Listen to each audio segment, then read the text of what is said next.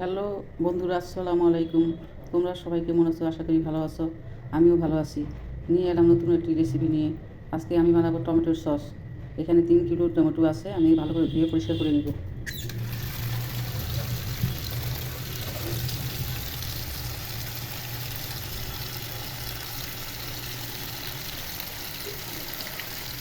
টমেটোগুলো আমি ভালো করে ধুয়ে পরিষ্কার করে কেটে নিয়েছি।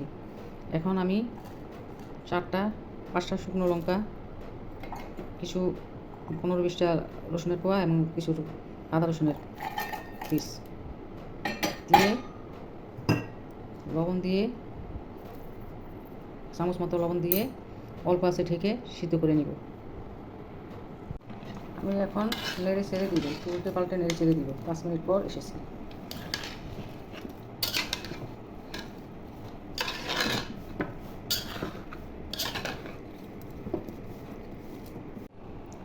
অল্প আছে সিদ্ধ করার জন্য রেখে দেবেন ঢেকে। কিছুক্ষণ পর পর নেড়ে দেবেন। এই যে আমি কিছুক্ষণ পর নেড়ে দিয়েছি, এই যে দেখেন কত পানি বের হয়েছে। বারবার এসে নেড়ে দেবেন, নাহলে তলায় লেগে যাবে। দেখুন পানি একদম দেয়নি, সিদ্ধ হয়ে কত পানি বের হয়ে গেছে। টমেটোগুলো সিদ্ধ হয়ে গেছে। এখন চুলা বন্ধ করে দিয়ে ঠান্ডা করে ব্লেন্ডার করে নিয়ে পেস্ট বানিয়ে তারপর বানাবো। টমেটোগুলো ঠান্ডা হয়ে গেছে, এখন আমি ব্লেন্ডার জারে নিয়ে ব্লেন্ড করে নিব।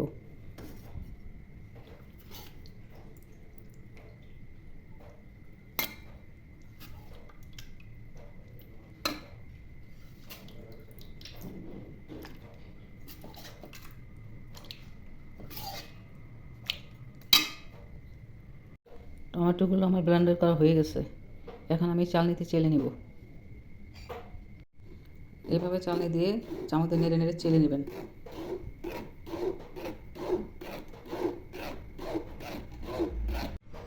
দেখুন চালনিতে চেলে এই যে এখন এখানে অনেক টমেটোর বিচি আর অনেক টমেটোর যে ছিলকাগুলো আছে এগুলো রয়ে গেছে, এগুলো এখন ফেলে দিব। এখন টমেটো আপনারা কম দাম আছে, কিনে আপনারা টমেটোর সস বেশি করে বানিয়ে রাখতে পারেন। টমেটোর পিউরি আমি চেলে নিয়েছি সবগুলো। 10-15 মিনিট জাল দেওয়ার পর বলক এসেছে। এই সময় চুলার আঁচ কমিয়ে অল্প অল্প করে আলতো আলতোভাবে নাড়তে থাকবেন। বেশি আঁচ বাড়িয়ে দিলে কিন্তু তলানিতে লেগে যাবে। কিছুক্ষণ পর নেড়ে দেবেন, অল্প আছে। বলক আসার 10-15 মিনিট পর নেড়ে নেড়ে এখন আমি চিনি দিয়ে দিব 1 কাপ। 1 কাপ চিনি দিলেই হয়ে যাবে। কম বেশি করা যাবে, আপনারা চাইলে কম বেশি করতে পারবেন। এখন দিব লবণ।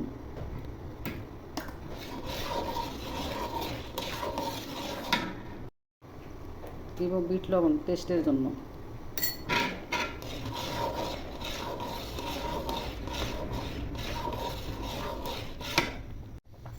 গোলমরিচের গুঁড়ি। এই পর্যায়ে অনবরত নেড়ে যাবেন, না হলে তলার নিতে লেগে যাবে। 3 কেজি টমেটো সসের জন্য 3 চামচ কর্নফ্লাওয়ার দিব।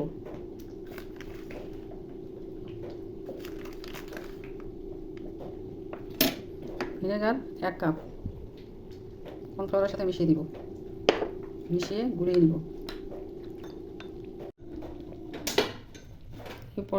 এই পর্যায়ে আমি কর্নফ্লাওয়ারগুলো ঢেলে দিয়ে নেড়ে দিব। সাথে সাথে নেড়ে দিতে হবে, অনবরত নেড়ে দিতে হবে, নাহলে জমে যাবে। এই পর্যায়ে কর্নফ্লাওয়ার দেওয়ার 5-6 মিনিট পর একটা ফ্রিজের মধ্যে ঢেলে দেখবেন যে কতটুকু মানে গাঢ়ত্ব এসেছে। যদি এরকম গাঢ়ত্ব দেখেন তাহলে চুলা থেকে সসটা নামিয়ে নেবেন, বুঝবেন যে আপনার সস হয়ে গেছে। সারা বছর সংরক্ষণ করে রেখে খেতে পারবেন ডিপ ফ্রিজে। নর্মাল ফ্রিজে রাখলে নষ্ট হয়ে যাবে। যখন যতটুকু লাগবে ততটুকু বের করে সস খাবেন। 10-15 গেছে, এবার আমি চুলা থেকে নামিয়ে নিব।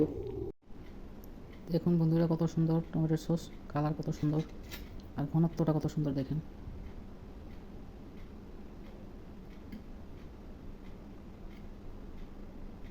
কত সুন্দর কালার আর কত সুন্দর ঘন। আপনারা বানাবেন এইভাবে।